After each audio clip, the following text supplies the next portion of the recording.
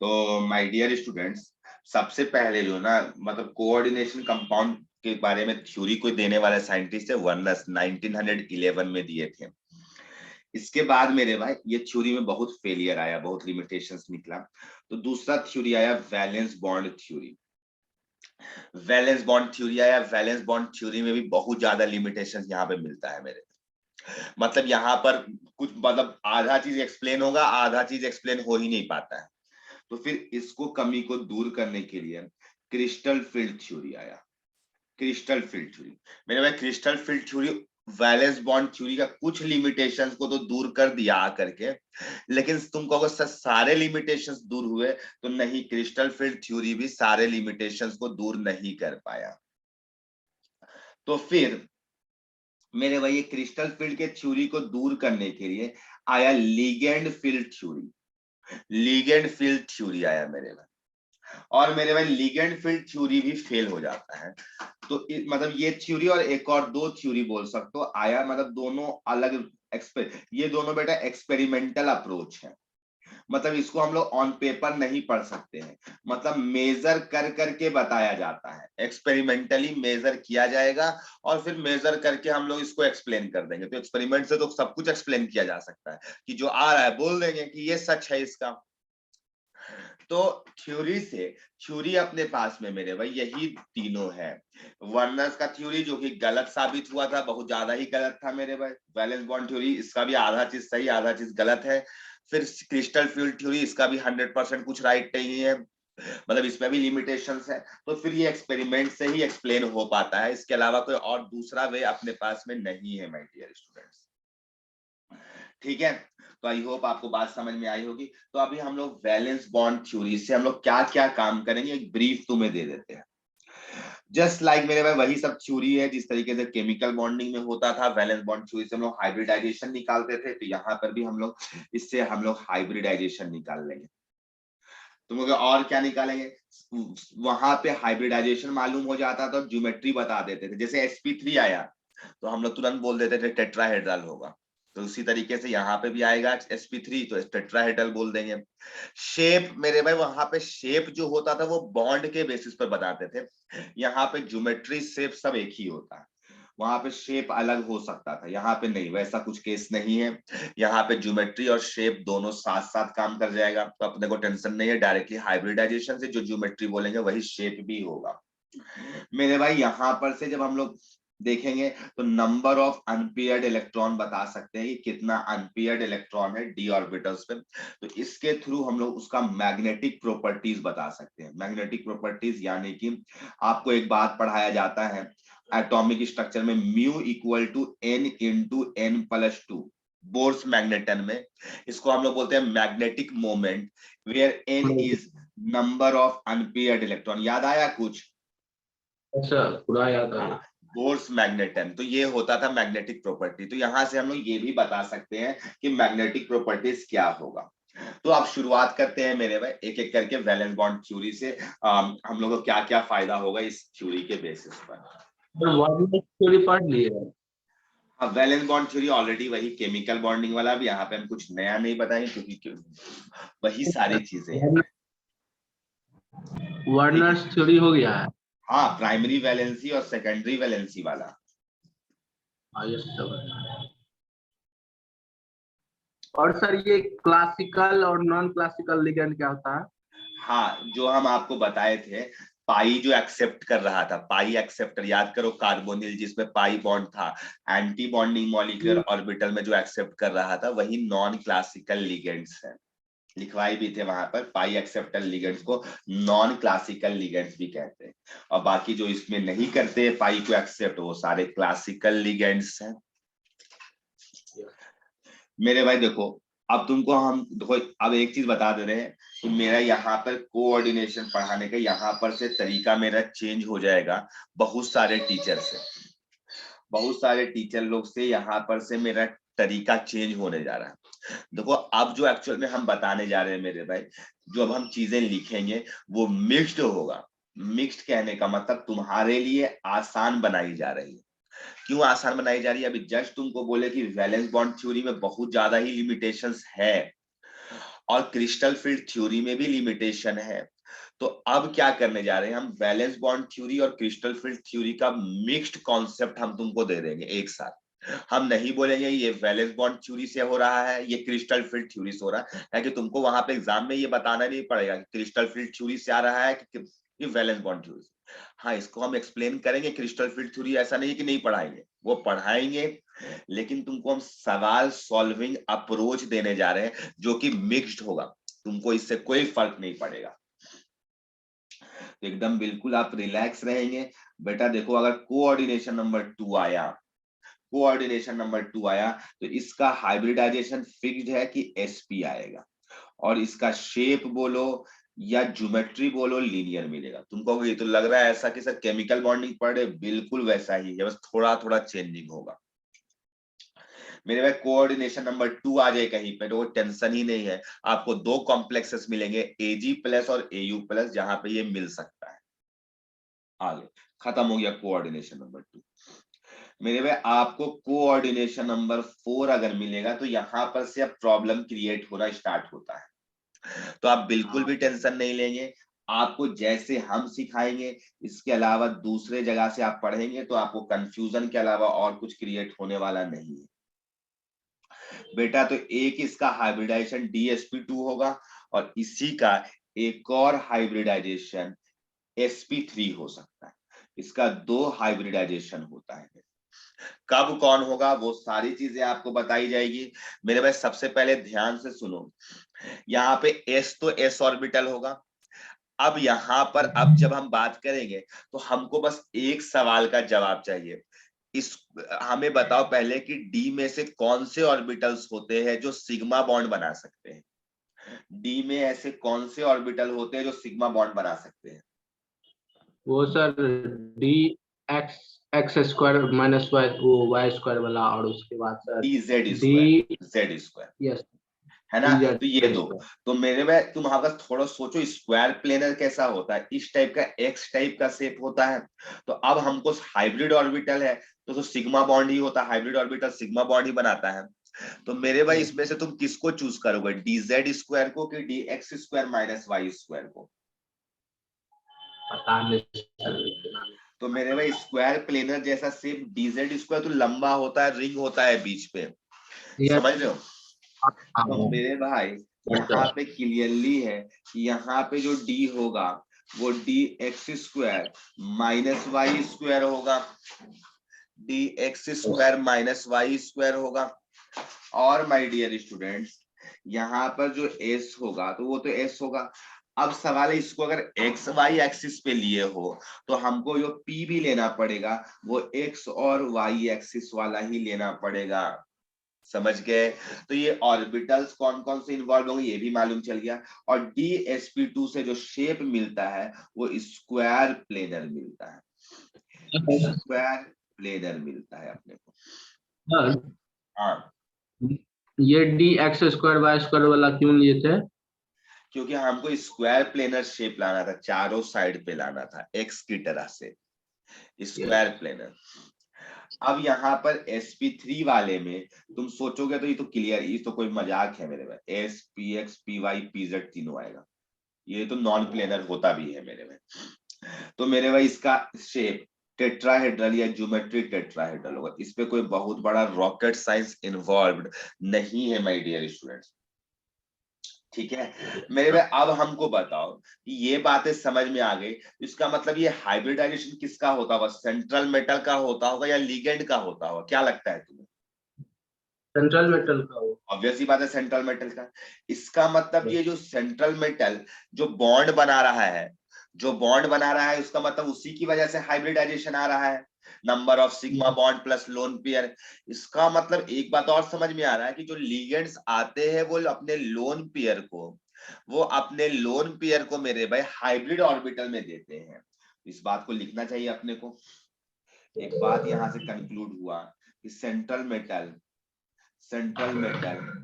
accepts accept lone pair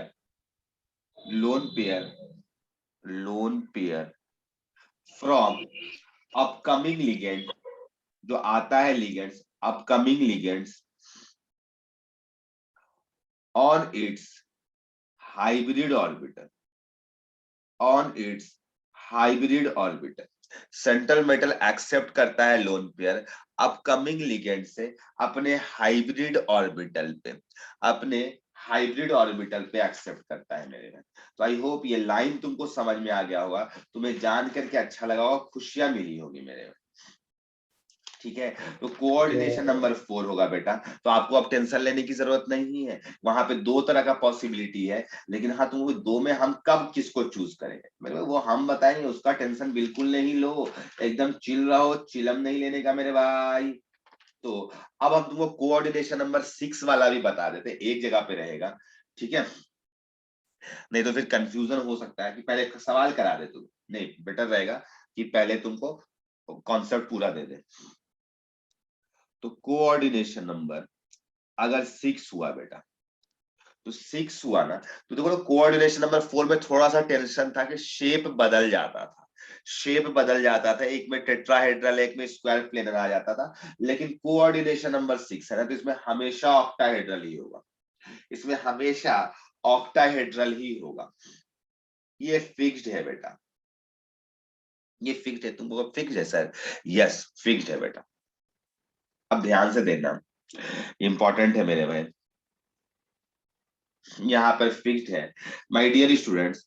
अगर coordination number 6 है तो यहाँ पर एक हाइब्रिडाइजेशन D2sp3 हो सकता है, D2sp3 हो सकता है, इसका मतलब होता है ऑक्टाहेड्रल। तुम बोले तो आप तो बोले अभी सब में होगा, हाँ बेटा सब में होगा, दो D हो और S और P3 हो तो हमेशा ऑक्टाहेड्रल ही होता है, और एक और sp3d2 ये भी ऑक्टाहेड्रल ही, तो ये तो टेंशन ही नहीं है। अगर हमें कोऑर्डिनेशन नंबर 6 दिखाई दे रहा है तो आप हमेशा ऑक्टाहेड्रल शेप बोल देंगे, आपको हाइब्रिडाइजेशन बताने की वहां पे जरूरत भी नहीं पड़ेगी। मेरे भाई ध्यान से देखता क्या हम बोलना चाहते हैं, बहुत सारी इंपॉर्टेंट बात बोलेंगे। इसमें पहले डी लिखे हैं, इसमें बाद में डी लिखे हैं, यहाँ पे जो डी ऑर्बिटल्स इन्वॉल्व होंगे ना, ये दोनों में यहाँ पे जो डी ऑर्बिटल्स का इन्वॉल्वमेंट होगा बेटा, वो दोनों केस में दोनों डी आ जाएगा, dx² - y² dz²। याद करो ऑक्टाहेड्रल का शेप ऐसा होता है मेरे ऊपर नीचे, तो ये जो है ना dx² - y² का इन्वॉल्वमेंट होगा ये चारों में, जो स्क्वायर प्लेनर जैसा लग रहा है, और ये वाले में dz² इन्वॉल्वमेंट होता है, समझ गया है? ये हुआ ऑक्टाहेड्रल मेरे, यस तो सर। जान करके खुशियां मिल रही होगी। अब सुनो बेटा, बुक्स पे ना इसको ऐसे लिखा रहता है, इसको इनर ऑर्बिटल कॉम्प्लेक्स, तो इसमें पहले डी आया है, पहले इनर शेल वाला डी इन्वॉल्व होगा, तुम मतलब नहीं समझ पा रहे होगे।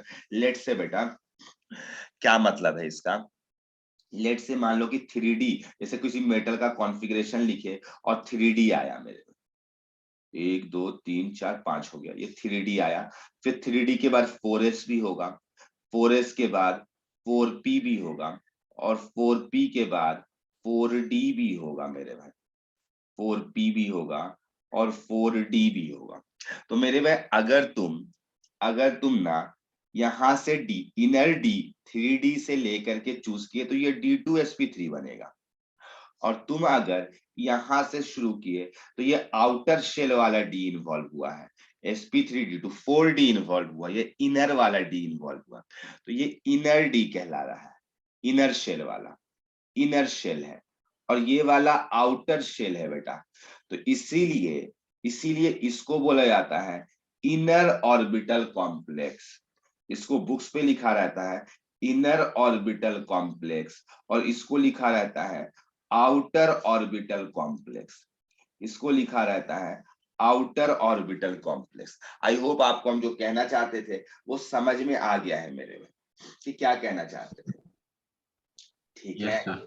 हाँ, अब आते हैं बेटा अपने पास में ना, अगर हाइब्रिड ऑर्बिटल में कोई डी जा सकता है तो यही दो डी जा सकता है, इसके अलावा और डी जा नहीं सकता है, कोई मजबूरी होता है तो sp3d3 बन जाता है, इसीलिए बोलते थे कि IF7 और XCF7- ही एग्जिस्ट कर पाता है, बाकी 7 साइड एटम्स वाले एग्जिस्ट नहीं करते हैं, 7 साइड एटम्स वाले एग्जिस्ट नहीं करते हैं, इसीलिए वो मजबूरी में एक दो जगह पे एग्जिस्टेंस हो जाता है, वरना नहीं होता है, क्या कि वहां पर जो डी वही डी जाएंगे जो कि सिग्मा बॉन्ड बना सकते हैं, जो कि सिग्मा बॉन्ड बना सकते हैं माय डियर स्टूडेंट्स। ठीक है, आई होप आपको जो बात हम कहना चाहते थे वो आप तक पहुंच पाई है। अब सुनो मेरी Yes, अगली बात को, मेरे भाई आप ध्यान से सुनो। अगर मान लो किसी का इलेक्ट्रॉनिक कॉन्फ़िगरेशन लिखा और D0 आ गया, D0 आ गया, 3D0 आ गया, तो क्या, और उसमें 6 लिगेंड्स हैं, तो तुम क्या 6 लिगेंड जो एक एक पेयर ऑफ इलेक्ट्रॉन देंगे, तो क्या उसका हाइब्रिडाइजेशन D5S बोल देंगे क्या? 5 इधर और एक इधर, 6 लिगेंड्स, तो 6 D5S बोलेंगे या फिर D2sp3 बोलेंगे? क्या बोलेंगे मेरे भाई, क्या लगता है तुम्हें? बोलना तो चाहिए सर D5S। बोलना तो चाहिए, लिख बट ये दीजिए। पॉसिबल नहीं होता है।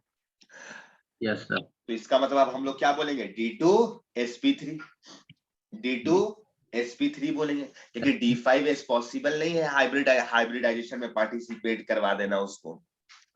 ठीक है, यस तो आई होप आपको लाइन समझ में आ गया होगा क्या कहना चाहते हैं।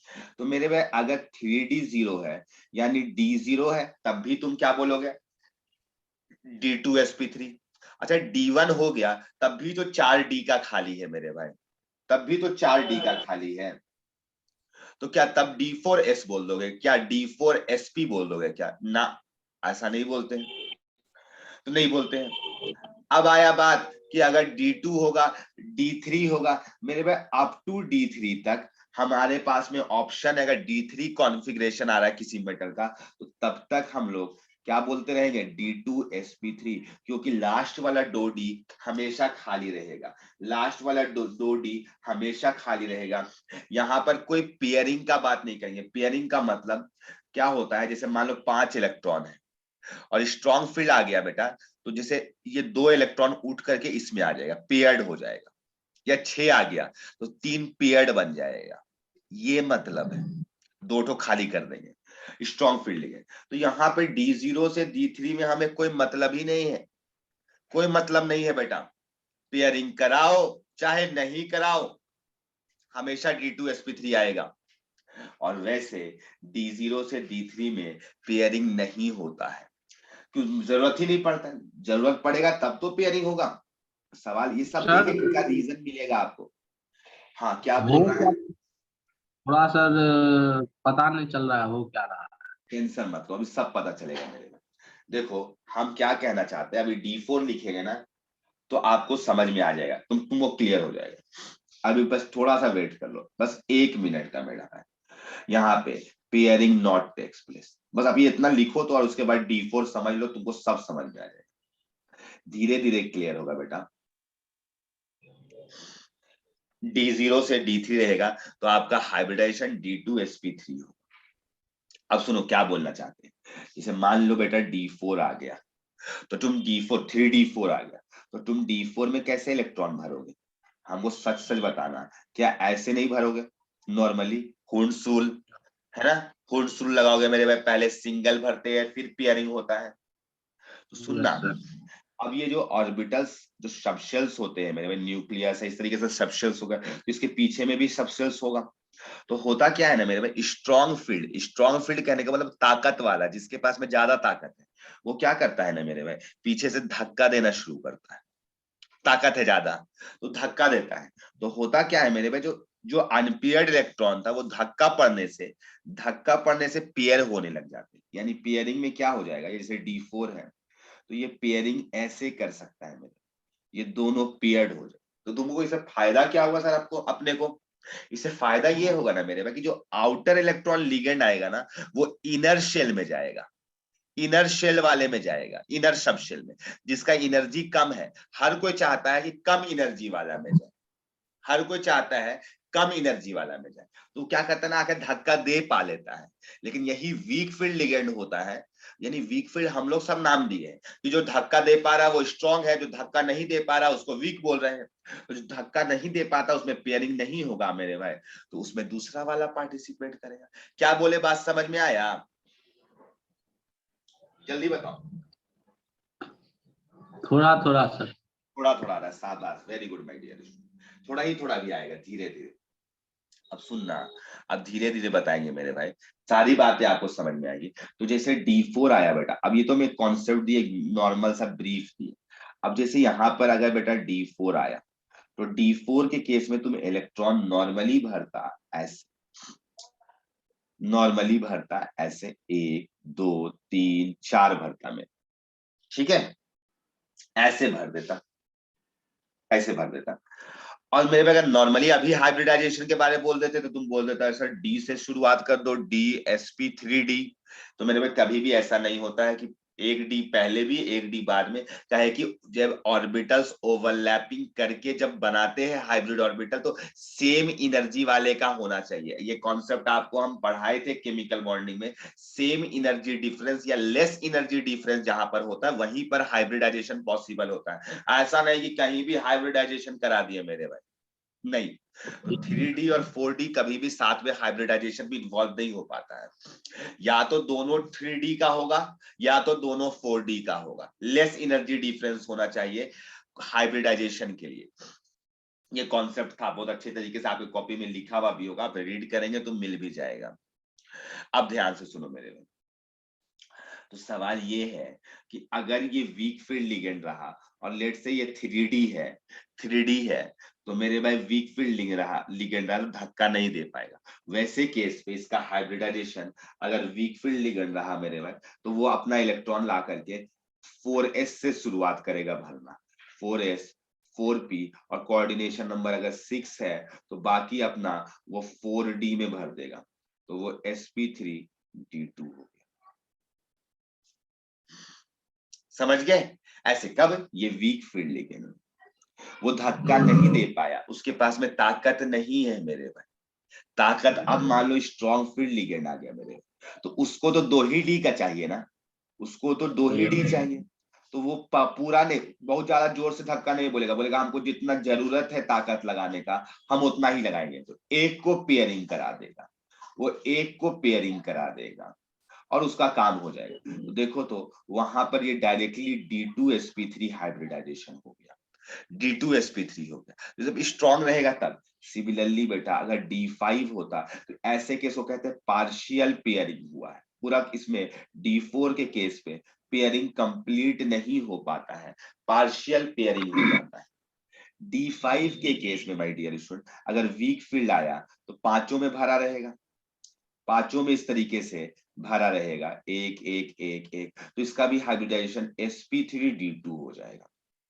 मेरे भाई अगर स्ट्रॉन्ग फील्ड लिगेंड आ गया तो सुनो, अब इस बार अब पार्शियल पेयरिंग हम लोग बोलो चाहे ना बोलो कोई फर्क नहीं पड़ेगा, इसके अलावा कोई और ऑप्शन था नहीं अपने पास, ये कंप्लीट पेयरिंग है। तो इसके केस पे D2sp3 हाइब्रिडाइजेशन हो जाएगा। तो तुम कहोगे सर इसका मतलब D6 भी आएगा, D6 भी आएगा तब भी तो सर कंप्लीट पेयरिंग हो जाएगा, और उस केस में स्ट्रॉन्ग फील्ड लिगेंड के केस में D2sp3। यस, यही तो सिखा रहे थे, तब से चिल्ला रहे थे मेरे भाई कि अगर बेटा D4 से लेकर के D7, तो वो D7 में नहीं होगा, D7 में सर तो एक ही D बचेगा, तो उसमें क्रिस्टल फील्ड थ्योरी में ले जाकर के एक्सप्लेन करेंगे कि उसका जो एक इलेक्ट्रॉन हो जाता है वो उठ करके आगे चला जाता है, क्यों जाता है ये आपको एक्सप्लेन किया जाएगा, आप बिल्कुल भी टेंशन नहीं ले।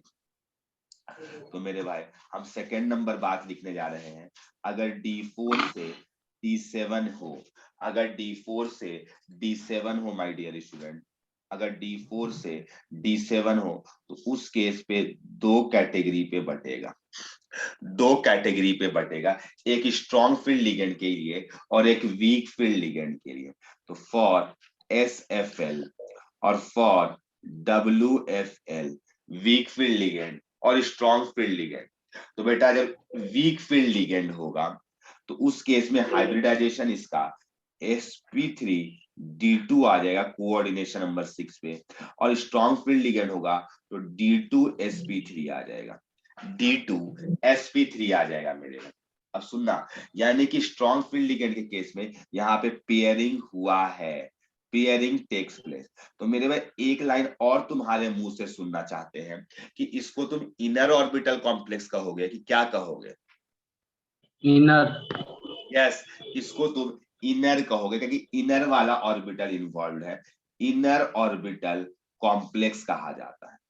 इनर ऑर्बिटल कॉम्प्लेक्स कहा जाता है। मेरे भाई इसका एक और नाम है, मेरे भाई पेयरिंग करने से याद है स्पिन निकालते थे, सम ऑफ स्पिन्स। तुम बताओ, जब ज्यादा अनपेयर्ड इलेक्ट्रॉन्स रहता था तो सम ऑफ स्पिन्स ज्यादा आता था, या कम अनपेयर्ड होता था तब होता था ऐसा? मतलब कम अनपेयर्ड, मतलब ज्यादा अनपेयर्ड रहता था तो ज्यादा आता था ज्यादा स्पिन। आता था सम ऑफ स्पिन्स। तो मेरे भाई इसमें तो पेयरिंग हो जाता है, तो इसका स्पिन क्या आ जाता होगा? सम ऑफ स्पिन्स कम आ जाता होगा, कम आ जाता होगा। तो कम आ जाता होगा तो लो स्पिन बोलेंगे कि हाई स्पिन बोलेंगे?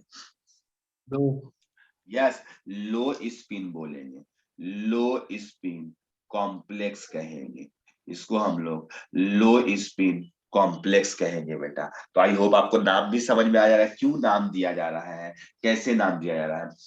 मेरे भाई यहाँ पे पेयरिंग नहीं हुआ है, नो पेयरिंग। तो बेटा जब नो पेयरिंग हुआ है तो इसका आउटर वाला डी ऑर्बिटल इन्वॉल्व होगा, तो इसको हम लोग आउटर ऑर्बिटल कॉम्प्लेक्स या फिर हाई स्पिन कॉम्प्लेक्स कहते हैं, हाई स्पिन कॉम्प्लेक्स कहते हैं। समझ में आया? तो मेन यही गेम था बेटा, D4 से D7 वाला, D4 से D7 वाला गेम था। तो आई होप आपको बात समझ में आ गया।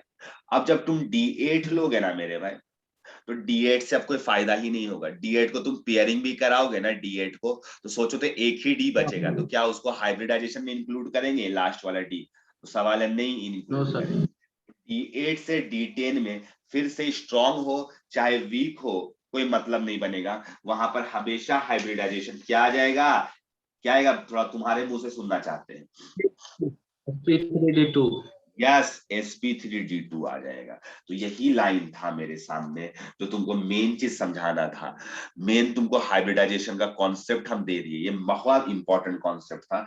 अगर ये बात तुम्हारे माइंड पे अगर 80% भी चला गया तो तुम सीख गए हो। D8 से D10 अगर हुआ बेटा, तो ये स्ट्रॉन्ग फील्ड हो चाहे वीक फील्ड लिगेंड हो, SFL और WFL कुछ भी हो बेटा, तो इसका हाइब्रिडाइजेशन फिक्स है कि sp3d2 आ जाता है। sp3d2 आएगा, ये हमेशा आउटर ऑर्बिटल कॉम्प्लेक्स होगा, आउटर ऑर्बिटल कॉम्प्लेक्स। कोई पूछेगा यहाँ पे पेयरिंग होता है, तो ना, कोई पेयरिंग नहीं होता। जैसे नॉर्मली क्या कि पेयरिंग करा दोगे तो एक डी लास्ट वाला खाली रह जाएगा, तो नो पेयरिंग टेक्स प्लेस। ऐसे केस पे कोई पेयरिंग नहीं होता। तो मेन गेम तुमको D4 से D7 में ही समझना था। वो अगर समझ में आ गया बेटा तो हम कहेंगे तुम सब सीख गए हो। ठीक है, अब हम तुमको कुछ एग्जाम्पल दिखलाते हैं मेरे भाई, तुमको देख करके जान करके बहुत खुशियां मिलेगा और तुम इंजॉय करोगे। ठीक है, अभी मत समझना कि आज सारा हम सीख गए हैं, अभी तुमको आज हम तुमको 50% चीजें सिखाए हैं। इसीलिए अभी एकदम पेशेंस बनाए रखना कल तक का लेक्चर के लिए। कल भी आपका लेक्चर होगा, तो कल भी आप ध्यान से सुनेंगे, तब आपको चीजें समझ में आएगी।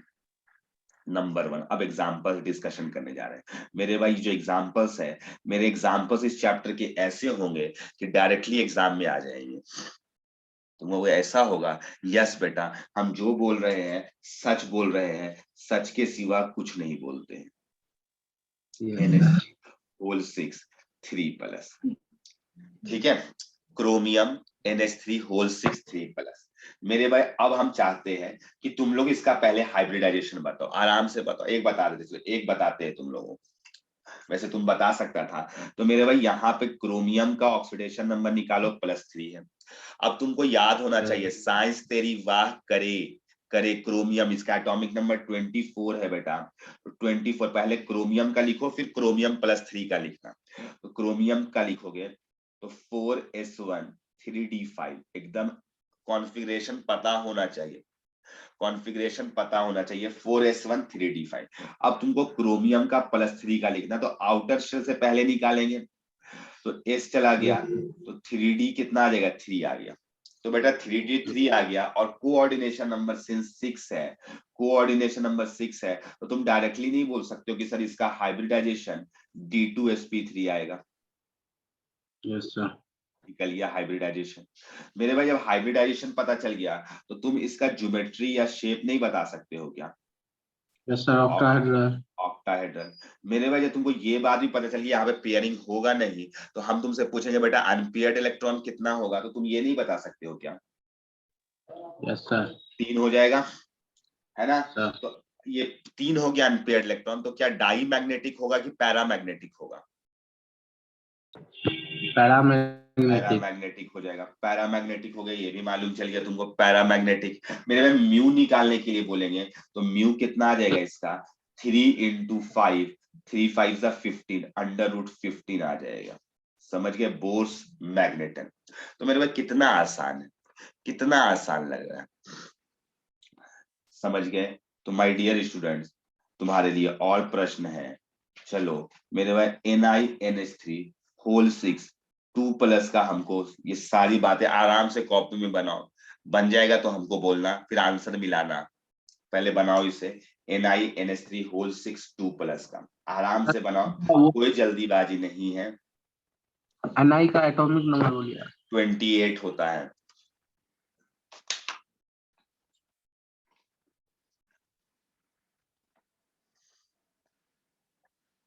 एटॉमिक नंबर सबका याद होना जाना चाहिए, कम से कम 3D सीरीज का सारे का, अदरवाइज ऐसा होगा कि जिस दिन तुम एग्जाम देने गए तुमको लगेगा हमें कॉन्सेप्ट तो आता था लेकिन एटॉमिक नंबर नहीं आता।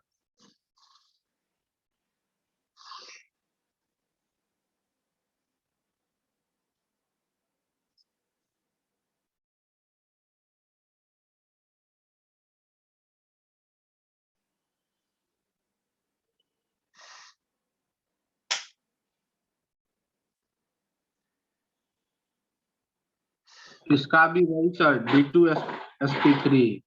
हाँ D2sp3 बेटा, निकल का 2+ जब लिखा हुआ तो 3D8 ना आ गया होगा।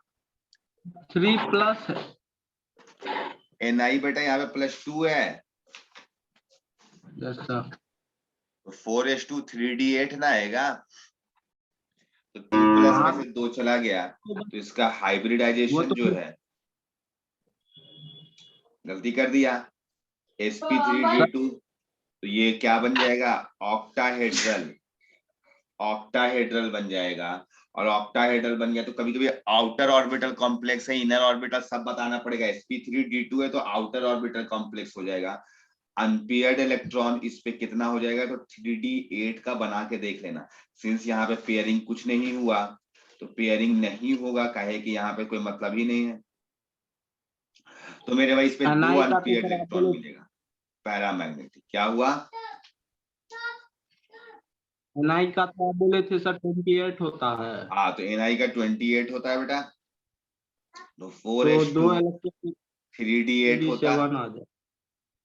4s2 हाँ 3D8 ना होगा। हाँ। गलती कर दिया, चलो अगला सवाल सही बनाना। चलो अगला देखो। Ni2+ का ना हम निकालेंगे। हाँ बेटा, तो 4s से 2 इलेक्ट्रॉन निकाल दोगे ना, आउटर सेल से ना निकालोगे इलेक्ट्रॉन्स, यस सर। भूल गया क्या? नो सर, समझ गए।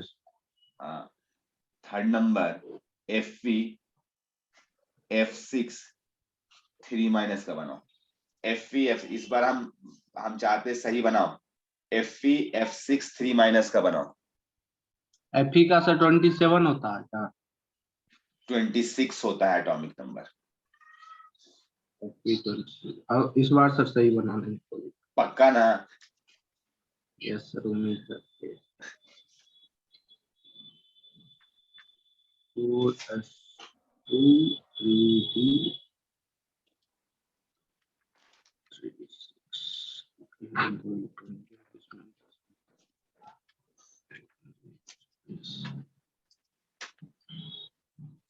सर इसमें तो sp3d2 होगा सर। sp3 तुम D2। वीक और स्ट्रॉन्ग देखा है लिगेंड? हाँ, फिर F तो वीक हो गया। हाँ, तो क्या पेयरिंग होगा कि नहीं होगा? नहीं होगा, तो इसलिए तो sp3d2 बोल रहे हैं। हाँ, sp3d2, यस। 3D5 हो गया, और बेटा ये वीक फील्ड लिगेंड है तो यहाँ पे पेयरिंग नहीं होगा, कोऑर्डिनेशन नंबर 6 है, तो D4 से D7 में यहाँ पर हाइब्रिडाइजेशन क्या हो जाएगा? sp3d2। तो ये शेप क्या हो जाएगा, ऑक्टाहेड्रल, अनपेयर्ड इलेक्ट्रॉन 5 हो जाएगा, समझ गए। तो ये पैरामैग्नेटिक हो जाएगा। मेरे भाई ये बातें तुम्हें समझ में आ गई होगी।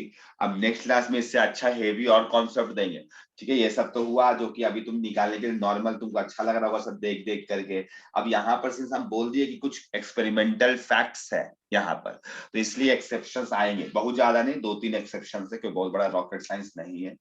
बस यही चैप्टर में एक तो एक्सेप्शन हम लिखवाएंगे, बाकी आपको जरूरत नहीं पड़ेगी।